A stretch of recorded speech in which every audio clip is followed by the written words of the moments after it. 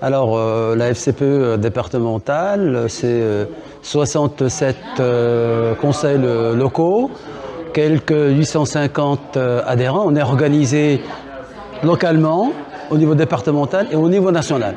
On est une fédération.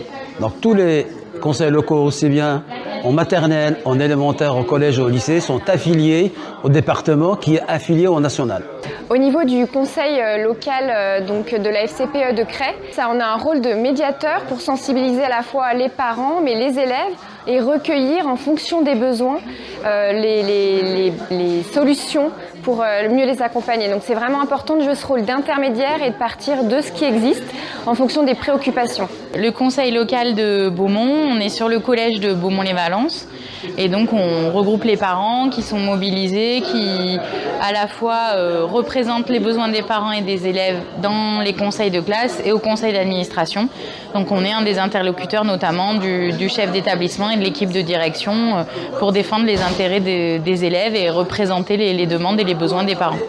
Oui, c'est vrai qu'à Saint-Vallier, si vous voulez, on est un peu décentré, donc c'est difficile de faire le lien avec la capitale, Valence. Et bon, c'est vrai que c'est nécessaire de créer là-bas une entité qui soit un petit peu autonome, qui soit un petit peu aussi, qui invente des nouvelles possibilités pour les parents, peut-être de formation, de choses concernant l'école, concernant comment apprendre, concernant comment se débrouiller quand il y a un problème avec l'école, sans se disputer, pour trouver des solutions en fait dans une démarche positive.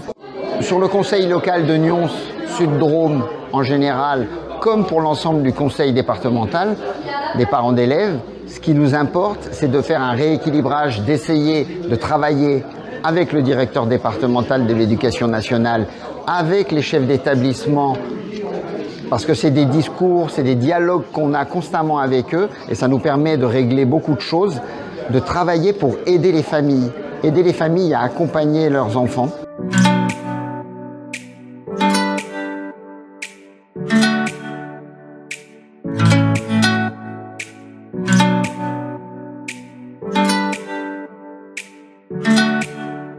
L'objectif de la FCPE, c'est d'abord, je rappelle que la FCPE est une association 1901.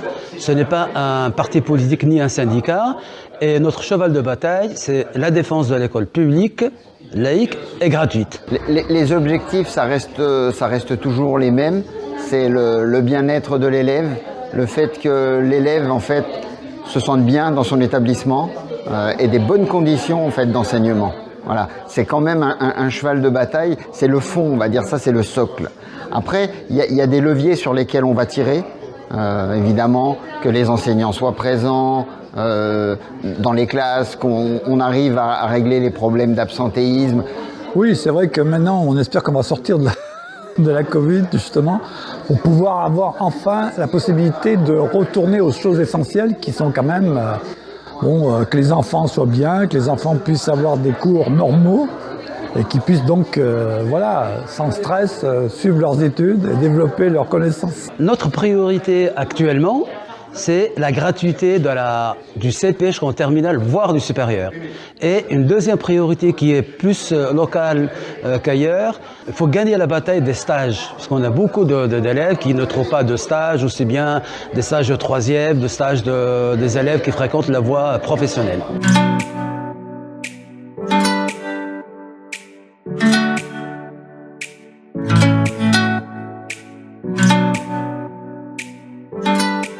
En fait, ce qu'on a beaucoup subi avec la crise sanitaire, c'était les difficultés d'interagir avec les professeurs quand on est en confinement, donc quand les élèves sont pas au collège. Et il y a une grosse disparité d'usage. Il y a des professeurs qui envoyaient des choses sous un certain format, d'autres sous un autre. Au niveau informatique, ça a été très compliqué. Donc on a joué aussi beaucoup un rôle de communication entre les parents vis-à-vis des professeurs et de la direction pour faciliter la communication et s'assurer que les gens qui n'avaient pas les mêmes moyens numériques puissent accéder aussi aux informations et faciliter ce lien entre les parents et les professeurs et demander aux professeurs d'harmoniser un petit peu leur manière d'interagir parce qu'au départ, début, c'était très compliqué. Avec la crise sanitaire, les parents ont été obligés de s'impliquer.